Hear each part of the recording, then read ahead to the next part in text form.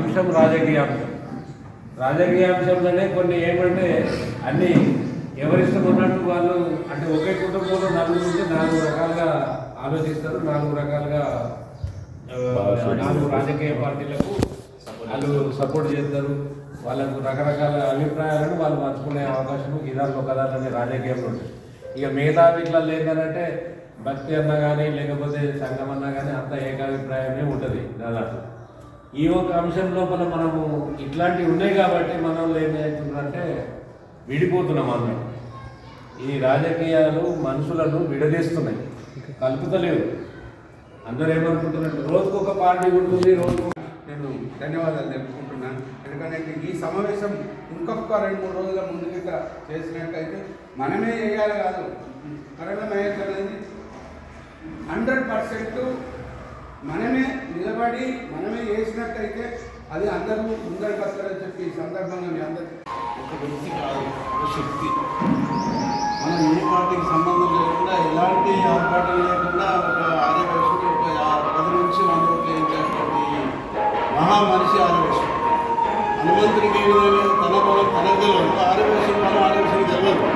ఇలా బలం ఉంది, ఇక్కడ నువ్వు వేరే దగ్గర పోవాల్సిన అవసరం లేకుండా నీ బలాన్ని ఉపయోగించుకున్నప్పుడు సమాజంలో ఆర్యవైశ్యుడు గుర్తింపు వస్తుంది. జగిత్యాలలో ఉన్నటువంటి 50 వార్డులు టోటల్ లిస్ట్ అవసరం లేదు. మనం వేరే వాళ్ళని ఎందుకంటే నిలబడే వ్యక్తికి నేను సపోర్ట్ చేస్తాను.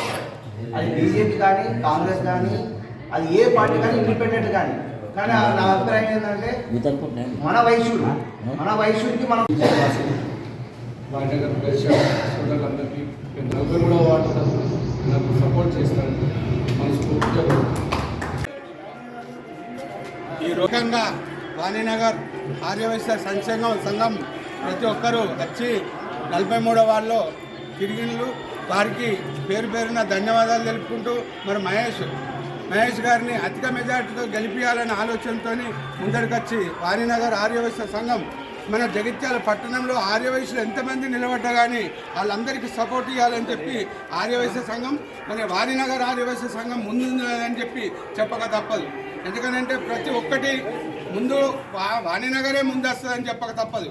ఎందుకంటే ప్రతి దానిలో వాణినగర్ ఏ కార్యక్రమం చేసినా పెద్ద ఎత్తున ఆర్యవైశ్య సంఘం మన వాణినగర్ సంఘం అని చెప్పక తప్పదు. ఎందుకంటే ప్రతి ఒక్కరు ముందు ఉండి పనిచేసి ఏ కార్యక్రమం అయినా కానీ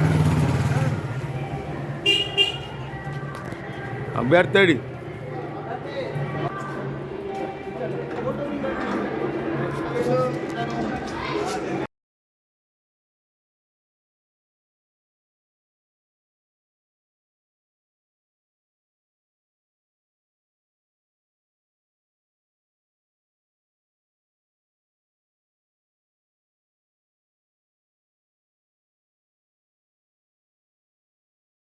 ఒక వ్యక్తి పిలుస్తున్నాడు అంటే ఆ వ్యక్తిని గౌరవించాలి.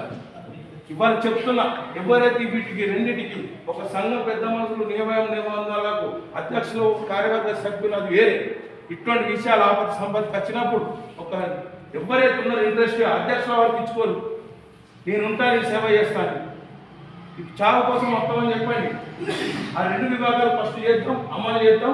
ఎవరైతే ఇంట్రెస్ట్ ఉందో వీడి పోటుగాడా, వాడి పెద్దోడా, వీడి పెద్ద మనసా, అది కాదు వ్యవస్థ. పెద్ద మనిషి చిన్న మనుషులు కాదు, వ్యవస్థ నడపటోడు కావాలి. వ్యవస్థ నడపాలంటే అవస్థగా కావద్దు. ఎవరికి ఏ భాగంలో ఇంట్రెస్ట్ ఉందో ఆ భాగంలో జయంగాన్ని సేవలు అందించారు. సేవలు అందిస్తే ముందుకు పోతుంది. అప్పుడు ఆ వ్యక్తి పిలిస్తే గౌరవం ఉంటుంది. నీ చాటుకు నన్ను విలువలేదు, వాడు నిన్ను విలువలేదు కాదు. ఎవరికైతే ఇంట్రెస్ట్ ఉందో